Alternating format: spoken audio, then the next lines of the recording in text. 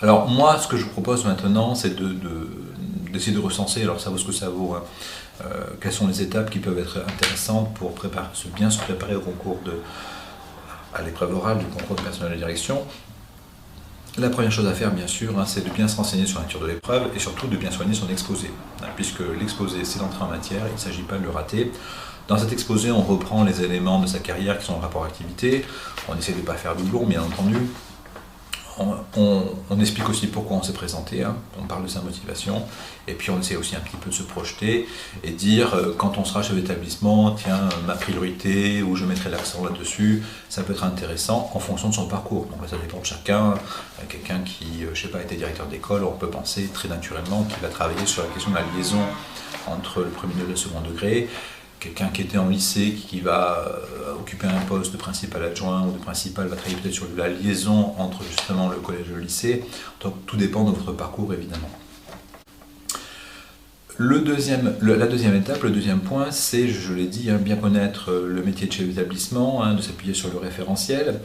Alors là, il ne faut pas hésiter aussi, parfois on l'oublie, c'est un petit peu dommage, hein. Je l'ai dit tout à l'heure, hein, avoir des entretiens avec d'autres collègues, ça c'est important, mais il ne faut pas oublier non plus que le chef d'établissement, il gère une communauté humaine, c'est une communauté professionnelle, et dans cette communauté, il y a des gens qu'il faut connaître, qu'il faut mieux connaître, hein, même si on travaille régulièrement avec eux. Je pense par exemple que d'aller rencontrer son collègue conseiller principal d'éducation pour faire un point justement sur l'absentéisme, les sanctions, le climat scolaire, ça peut être intéressant de voir un petit peu comment il travaille et de partager des constats avec vous et d'en discuter ensemble, de rencontrer sa collègue infirmière ou infirmier pour faire un point sur la santé des élèves, puisque c'est aussi, en ce moment on le sait, une préoccupation très importante, hein, pour les chefs d'établissement.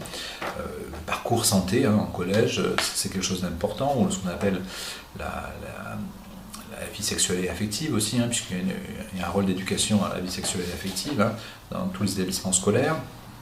Rencontrer aussi les services de gestion, le gestionnaire, pour discuter un petit peu du budget, de ses choix, de son métier, de comment l'exercer, etc.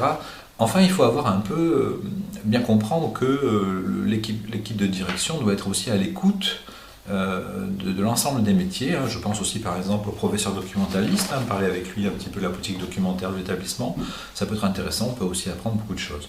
Voilà, il faut vraiment avoir cette idée que quand on est chef d'établissement, on travaille avec beaucoup de collègues très différents, qui ont des métiers très différents, qu'il s'agit de mieux connaître, hein.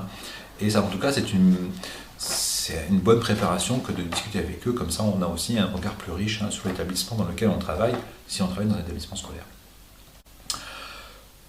Le chef d'établissement, c'est le troisième point, doit être un expert de son établissement, doit être le premier expert de son établissement. Alors ça signifie qu'il faut être capable de parler de son établissement, pas simplement l'offre de formation et quelques banalités autour de la sociologie des élèves ou des résultats scolaires, hein. Il faut être capable de parler de la valeur ajoutée, il faut être capable de parler de la DGH, les discussions qui ont eu lieu dans les établissements.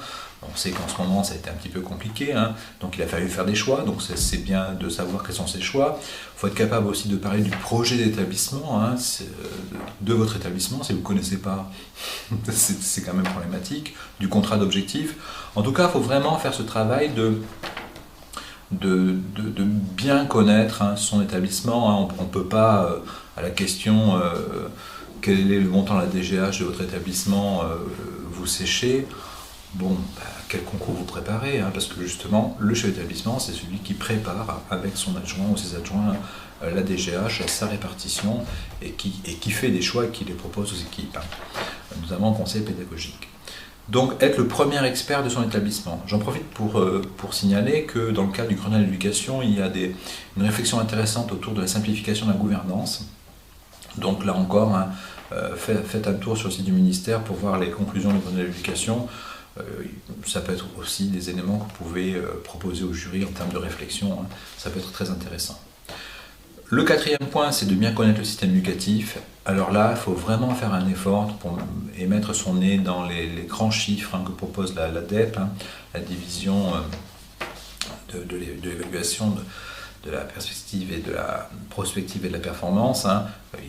Ils font un travail incroyable de quantification, vous trouvez de nombreuses revues, on comprend bien que quand on est chef d'établissement, on ne peut pas sécher sur une question du type quel est le montant du budget de l'éducation nationale, combien y a-t-il d'élèves en France, entre le premier et le second degré, combien d'élèves sont scolarisés dans l'enseignement professionnel, enfin tous ces grands chiffres de l'éducation, combien coûte un collégien, un lycéen. Si vous séchez sur ces questions si triviales, ça montre de votre part que vous n'avez pas compris que vous n'êtes pas simplement un chef d'établissement, mais vous êtes aussi un cadre de l'école et qu'à ce titre, vous devez parler un petit peu de façon plus précise, un peu de façon experte aussi, hein, de l'école. Hein, votre légitimité aussi, elle tient aussi à cette compétence à représenter l'école et à parler d'elle. Mettez votre nez, bien sûr, hein, dans les défis qu'a surmonté notre école. Je pense notamment à toutes les statistiques autour de Teams ou de PISA. Hein, il faut les connaître dans ces grandes lignes hein, pour être capable éventuellement d'en débattre avec les membres du jury. Donc bien connaître le système éducatif hein, et aller voir les publications de l'ADEPE hein, qui sont très intéressantes. Il faut connaître aussi, c'est la 5e étape, hein, les réformes en cours et leur sens. Alors là, bien entendu, on pense à la réforme du lycée de Jean-Michel Blanquer. Il ne faut pas simplement être capable de dire, bon, il y a un peu plus de contrôle continu, il y a un peu plus de choix pour les élèves, il y a le grand oral, tout ça c'est très bien. Mais cette réforme, pourquoi l'a-t-on mise en place hein, parce que finalement, le lycée ne tournait pas si mal que ça. Alors pourquoi on l'a fait? Il faut comprendre le sens hein, des réformes. Donc ça, c'est très important de travailler aussi sur le sens des politiques publiques d'éducation hein, et d'être capable justement d'en expliquer le sens parce que ça sera votre boulot hein, de chef d'établissement d'expliquer que peut-être qu'aujourd'hui effectivement après cette grande phase de massification on rentre dans une phase de la personnalisation qu'on retrouve dans beaucoup de systèmes éducatifs hein, pour être plus près des besoins des élèves et puis peut-être aussi par rapport aux besoins de la société hein, qui doit trouver une place à chacun et puis et peut-être aussi enrichir tous les talents, hein, proposer de démultiplier les talents ou en tout cas de faire en sorte que les gens puissent réussir là où ils ont le plus d'appétence. S'intéresser aussi, ça c'est le 6e point, à la chaîne éducative parce que quand on est professeur de collège, on va pouvoir parler du collège bien entendu, mais il faudra être capable aussi de parler du lycée professionnel ou du lycée, donc faire attention, pas se faire piéger et d'avoir quelques repères aussi sur le premier degré de l'enseignement supérieur, c'est pas mal non plus quand on peut le faire. Voilà, le 7e point, le 7e conseil que je vous propose, c'est bien sûr de bien préparer votre exposé, de vous filmer comme je suis en train de le faire pour corriger tous vos tics de langage, pour soigner les transitions. Ça, c'est important de le faire. Faites attention à une chose, c'est surtout les mots que vous mobilisez. Ne vous faites pas piéger si vous dites à un moment donné j'ai des compétences en matière de leadership ou j'ai développé des connaissances dans le domaine de la gestion des ressources humaines. Hein, soyez capable d'expliciter ce que vous entendez par gestion des ressources humaines, leadership. Ne donnez pas à le faire pour vous faire battre. Hein, si vous parlez d'une école bienveillante, d'une école numérique, hein, soyez capable d'en parler un petit peu plus que au-delà de deux ou trois mots.